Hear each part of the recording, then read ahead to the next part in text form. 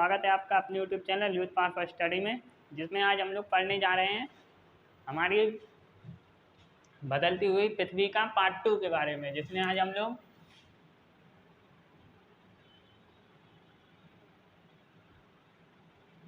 Part 2 के बारे में पढ़ेंगे, जिसमें हम लोग पृथ्वी की गति हम लोगों ने जैसे पिछले में हम लोगों ने अंतर्जनित बल यानी कि भूकंप, ज्वालामुखी हम लोगों ने देख लिए थे। तो आज के वीडियो में हम लोग बहिर्जनित बल के कारण हम लोग अपने पृथ्वी में हुए परिवर्तनों को समझेंगे, जिसमें कि हम लोग अपर्दन के कारण या कहिए निक्षेपण के कारण होने वाले परिवर्तन देखेंगे, जिसमें कि नदी द्वारा परिवर्तन होगा, पवनों द्वारा परिवर्तन होगा, समुद्र तरंग या कहिए लहरों द्वारा परिवर्तन होगा और हिमनद द्वारा परिवर्तन होगा। तो उसको हम लोग आज अपना देखते हैं।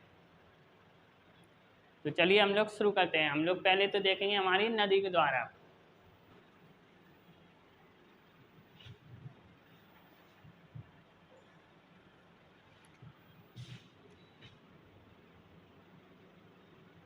नदी या बहते जल के कारण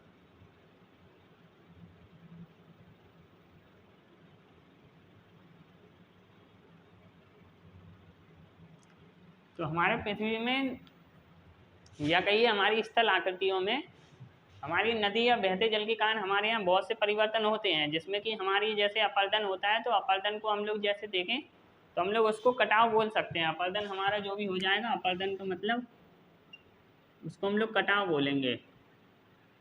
कटाव या तो कहिए तोड़ फोड़ करना, कटाव या तो तोड़ फोड़ करना।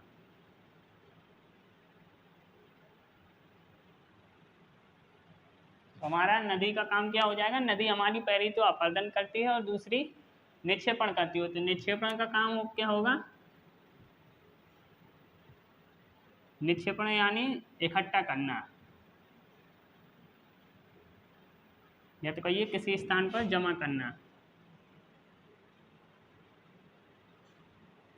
तो हमारी नदी या पवने या तो कहिए जितने भी बहिर्जनित बल हैं वो सभी हमारे यही दो काम करते हैं। पहला तो अपर्दन करेंगे और दूसरा निक्षेपण करेंगे। तो अपर्दन का मतलब यहाँ हो जाएगा इसमें कटाव करना या तो तोड़ फोड़ करना। तो ये हमारी नदियाँ ज़्यादातर जिस स्थान पर बहती हैं वो अपने किनारों में लगातार फैलाव करती रहती हैं, या कहिए इसमें कि अपनी जो भी उनका तटीय क्षेत्र होगा, वो जो भी उनका किनारा होगा उसको हमेशा वो काट चाट करके तोड़ फोड़ करके अपने नदी के क्षेत्र में प्रसार करती रहती हैं।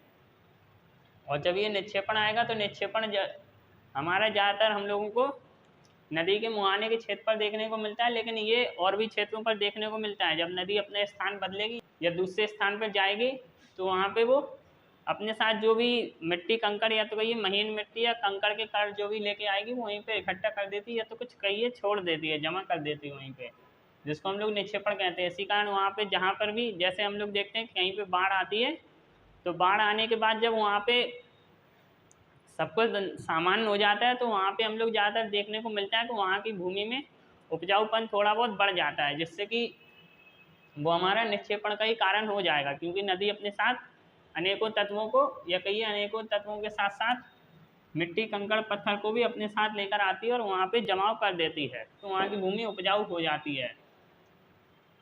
और अब इसको हम लोग देखें कि हमारी मिट्टी जब मैदानी क्षेत्र में बहेगी, हमारी नदी जब मैदानी क्षेत्रों में बहेगी तो उसके वो अपना पथ अलग प्रकार से तय करती है। क्योंकि जब नदी हमारी मैदानी क्षेत्रों में बहती है तो वो मोड़दार तरीके से बहती है, जिसको हम लोग इस तरह से देख सकते हैं। जब हमारी नदी बहेगी हमारे मैदानी क्षेत्रों में तो वो अपने आप को इस प्रकार से मोड़दार तरीके में बहती है, जिससे कि इसके हम लोग बड़े पथ को या कहिए बड़े लेंगे, बड़ी मोड़ें जो होंगी उसको हम लोग विसर्प नाम देंगे।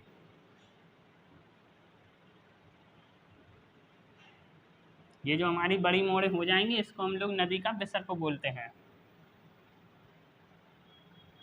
विसर्प यानी सांप के सर्प के स्थान से हम लोग सर्प के जैसे आकार नदी ले रही है तो इसलिए हम लोग इसको विसर्प बोलेंगे। और जब नदी अपने इन्हीं विसर्पों में चौड़ाई करेगी या तो कहिए इनमें फैलाव करेगी तो लूप हम लोग इसको बोलेंगे। और जब यही नदी हमारी बड़ी चट्टानों पर या तो कहिए जब ऊंचाई वाले स्थान से नीचे की तरफ गिरती है तो इसी को हम लोग जलप्रपात बोल देते हैं कि हमारी जब नदी होगी वो बड़े क्षेत्र पे या तो कहिए बड़े चट्टानों से ऊपर से नीचे गिरेगी तो उसको हम लोग जलप्रपात का नाम रख देते हैं, उसको हम लोग जलप्रपात भी बोलते हैं। जलप्रपात यानी कि वाटरफॉल। हमारे देश दुनिया भर में बहुत से बड़े बड़े जलप्रपात पाए जाते हैं, जिसमें कि हमारा एंजल जलप्रपात हो जाएगा, नियाग्रा जलप्रपात हो जाएगा और ऐसी प्रकार के हमारे बहुत से जलप्रपात हो जाएंगे। तो ये हो गई हमारी नदियाँ। और जो कि हमारी नदी होगी ये हमारी समुद्र में अंतिम में जाके समुद्र में मिल जाती है, और जब ये समुद्र में मिलती है तो अंतिम छोर में जाते जाते ही इसका जो कि गति है इसकी धीमी पड़ जाती है, और ये अपने जो है एक नदी अपने अनेकों पार्ट में टूट जाती है। जैसे हमारी नदी को हम लोग देखें तो कोई नदी यदि हमारी सीधी चल रही है और वो जब किसी बंगाल की खाड़ी या तो कहीं पे जाएगी तो वो अपने टुकड़ों में बट जाएगी। इस प्रकार से वो 2-3 टुकड़ों में बढ़ जाएगी और तथा अपने साथ जितने भी वो निक्षेप लाई होगी या कहिए कंकड़ धूल के कण लाई होगी वो सब छोड़ के चली जाएगी, जिसको हम लोग डेल्टा भी बोलते हैं। जब नदी अपने किनारे पर होगी तो ये निक्षेपण अपना छोड़ के जाएगी तो इसको हम लोग डेल्टा बोलेंगे, जिसमें कि हमारे भारत में गंगा और ब्रह्मपुत्र नदी का डेल्टा प्रमुख हो जाएगा, जो कि सुंदरबन डेल्टा हमारा कहलाता है। अब इसके बाद हम लोग देखें तो हमारा समुद्री लहर का हम लोग कटाव देखेंगे, या कहिए समुद्री तरंग का।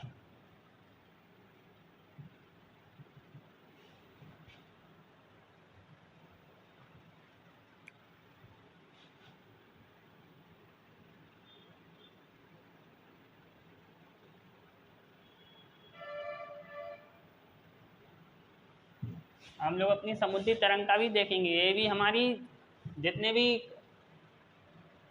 हमारी ये सभी हो जाएंगे, पवन हो गई, नदी हो गई, समुद्री तरंग हो गई, ये दोनों हमेशा दो ही काम करेंगे। पहला तो अपर्दन का होगा, दूसरा निक्षेपण का होगा।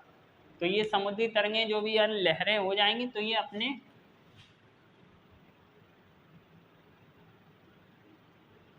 अपने पास के जो भी तटबंध होंगे या तो कहिए तटीय क्षेत्र होंगे तो ये समुद्री लहरें भी उनका अपर्दन करेंगी और अपने साथ लाए हुए निक्षेपण को भी समुद्र के तटीय किनारों के पास अपने छोड़ देंगे। और ये समुद्री लहरें जो हो जाएंगी वो अपने समुद्र में पाई जाने वाली चट्टानों से लगातार टकराती हैं, जिससे कि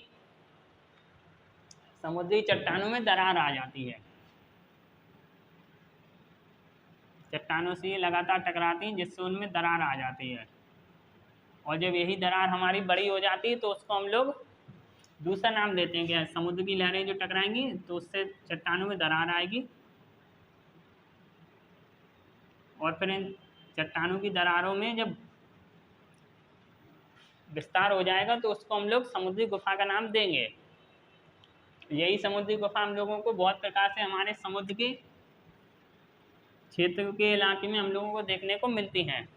और जब समुद्र की तरंगें इन समुद्री गुफाओं से लगातार टकराती रहती हैं तो इनके आसपास का क्षेत्र लगातार कटता चला जाता है। जिस प्रकार हम लोग किसी पत्थर को देखें तो ये हमारा बड़ा सा पत्थर हो जाएगा, जिसमें यहाँ से लहरें लगातार टकराएंगी तो ये हमारी समुद्री गुफा टाइप की हो जाएगी। और जब ये लगातार लहरें टकराती रहेंगी तो ये आसपास का क्षेत्र भी हमारा कटता हुआ चला जाएगा, जिससे कि हमारे यहाँ पे सिर्फ ऊपर की ये समुद्री छत बचेगी, जिसकी ये समुद्री गुफा की छत बचेगी, जिसको हम लोग तटीय मेहराब बोलेंगे। इसका दूसरा नाम हम लोग तटीय मेहराब बोलते हैं।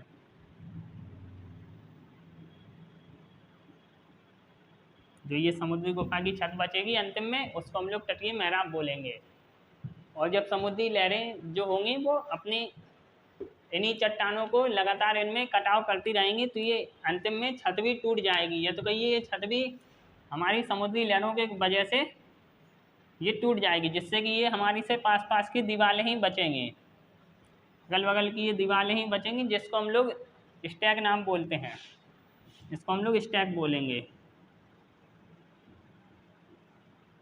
जो ये हमारी अगल बगल की दीवारें बची हैं इनको हम लोग स्टैक नाम देते हैं। ये हो गई हमारी समुद्री चट्टानें। और समुद्री चट्टानें जो कि समुद्र के ऊपर लगातार उठती हुई चली जाती हैं, कई ऊर्ध्वाधर उठती हैं, उनको हम लोग समुद्री भृगु बोलते हैं। ये हमारा समुद्री भृगु हो जाएगा।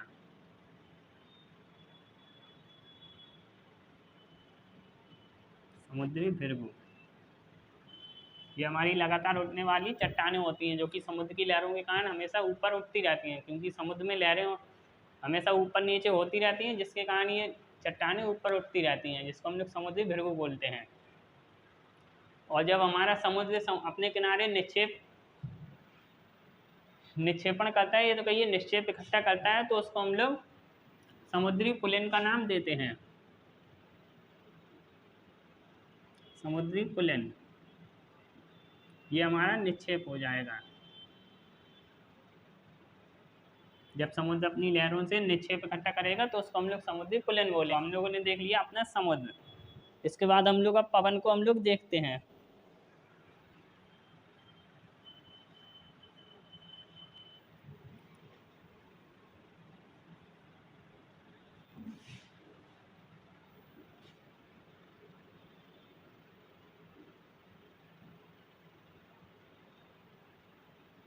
पवन, तो हम लोग देखते हैं हमारी पवनों के बारे में। तो पवनें हमारी क्या हो जाएंगी, ये पवनों का हम लोगों का असर जो है अपर्दन या निक्षेपण ज़्यादातर हम लोगों को रेगिस्तानी क्षेत्रों में देखने को मिलता है, जिसमें कि हमारे रेगिस्तान में हम लोगों को पवनों के कारण रेत के बड़े बड़े टिब्बे देखने को मिलते हैं।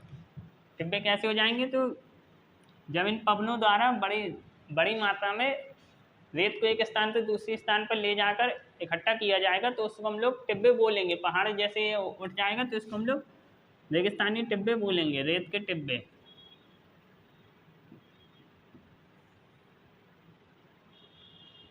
तो ये हमारी पवनों के द्वारा निक्षेपण हो रहा है, जिसमें कि रेत को एक स्थान से दूसरी जगह स्थान पर उठा के ले जाया जा रहा है। और इन्हीं रेत के कारण हमारे यहाँ पे छत्रक के आकार के सेल भी बनते हैं, जिनको हम लोग छत्रक सेल बोलेंगे।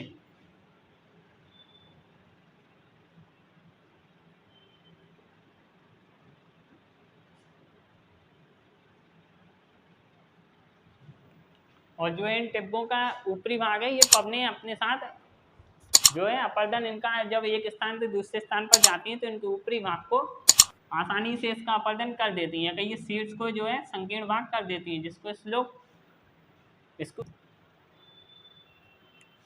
आसानी से इसका अपक्षेपण कर देती हैं, या तो कहिए अपर्दन कर देती हैं, और निक्षेपण करके जब एक स्थान से दूसरे स्थान पर ले जाती हैं। और जब हवा या कहिए पवन जब रुकती है तो उससे ये एक स्थान पर रुक जाते हैं, या कहिए एक स्थान पर ये जमा इनका हो जाता है। और ये छोटे क्षेत्र पे इनका छोटे लेवल पे या कहिए छोटी ऊंचाई का इनका जमा होता है, जिसको हम लोग बालू टिब्बों का नाम देते हैं, जिनको हम लोग बालू टिब्बे बोलेंगे।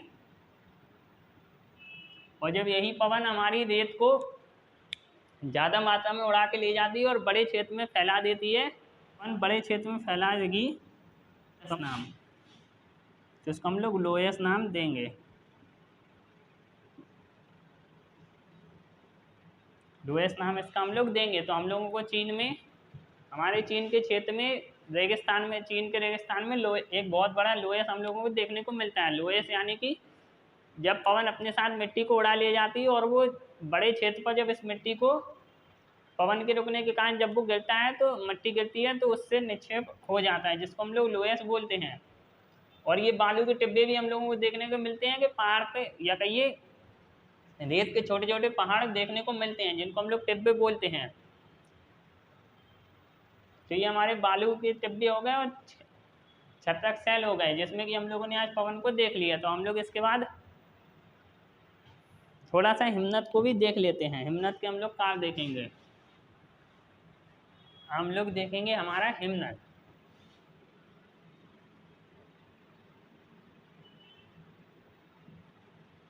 तो हिमनद क्या हो जाएगा, ये हमारी जमी हुई बर्फ या कहिए बर्फ की नदियां होंगी, तो उसको हम लोग क्या कहेंगे, जमी हुई बर्फ की नदी।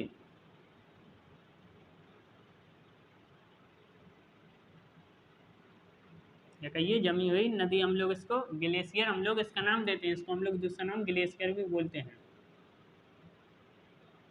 तो ग्लेशियर क्या हो जाएंगे, हमारी जमी हुई बर्फ की नदी हो जाएंगी, जो कि ऊपर परत में है, इसके ऊपर परत जमी रहती है और नीचे हमारे यहाँ पे नदी जमी हुई नहीं रहती है, जिससे कि ऊपरी भाग है, जिससे कि जब अपरदन होगा तो ये बर्फ अपने नीचे के क्षेत्र में जो है ये बहुत ही कठोर होते हैं, और ये अपने नीचे की जो भी मिट्टी या पत्थर होते हैं उनका लगातार अपरदन करते रहते हैं। ये हो गए अपने नीचे की मिट्टी और पत्थर का अपरदन हमेशा करते रहते हैं। ये हिमनद जो हो जाएंगे वो अपने नीचे से मिट्टी और पत्थर का अपरदन करते रहे, तो इससे हिमनद में नीचे हमारे यहाँ पे हिमनद में गर्त बन जाएगी। जब ये हिमनद अपने नीचे की मिट्टी या पत्थर का अपरदन करते रहेंगे तो उससे गर्त बन जाएगी, और एक समय बाद इस गर्त में पानी भर जाएगा। एक समय ऐसा आएगा कि इस गर्त में हमारे यहाँ पे जल भर जाएगा, कि ये पानी भर जाएगा। हिमनदों द्वारा छोटे छोटे सैलों या कहिए बड़े बड़े सैलों और मिट्टी को एक साथ निक्षेपित किया जाता है। जब एक स्थान पर ये हिमनद अपने साथ मिट्टी और छोटे बड़े सैलों को इकट्ठा करेंगे तो और निक्षेपित करेंगे तो उसको हम लोग हिमनद हिमोड़ बोलेंगे। हिमनद हिमोड़ हो जाएगा ये हमारा, तो ये निक्षेपण के कारण जो बनेगा इसको हम लोग हिमनद हिमोड़ बोलेंगे। हमारे आज के हो गए ये हिमनद, जिसमें कि हम लोगों ने देख लिया कि जब ये मिट्टी और पत्थरों का अपरदन करते हैं तो इससे गर्त का निर्माण होता है, जिसमें एक समय बाद पानी भर जाता है, जिससे कि ये गर्त और गहरी हो जाएगी। और फिर जब यही हिमनद मिट्टी एवं छोटे बड़े सैलों का या कहीं मिट्टी के कणों का अपरदन निक्षेपण करेंगे तो उससे हमारे यहाँ हिमोड़ का निर्माण होगा, जिसको हम लोग हिमनद हिमोड़ बोलेंगे। तो हम लोगों ने आज देख लिया हमारी पृथ्वी में की गतियों में हम लोगों ने देख लिया हमारे बहिर्जनित बलों के कारण, जिसमें कि हम लोगों ने पवन देखी, नदी देखी, समुद्री तरंगे देखी और हिमनद देखे, जिसके कारण हम लोगों ने सभी समझ लिए कि हमारे बहिर्जनित बलों के कारण हमारी पृथ्वी में क्या क्या परिवर्तन होते हैं। तो ये हमारा आज की वीडियो का पार्ट 2 हम लोगों का यहीं तक ख़त्म हुआ। और यदि आप लोगों को हमारे वीडियोस पसंद आते हैं तो हमारी वीडियोस को लाइक करें, चैनल को सब्सक्राइब करें, और आप कमेंट में जो भी डाउट हो उसको आप पूछ सकते हैं, और कमेंट में हमें ज़रूर बताएं कि आपको अगला किस टॉपिक पर वीडियो चाहिए। धन्यवाद।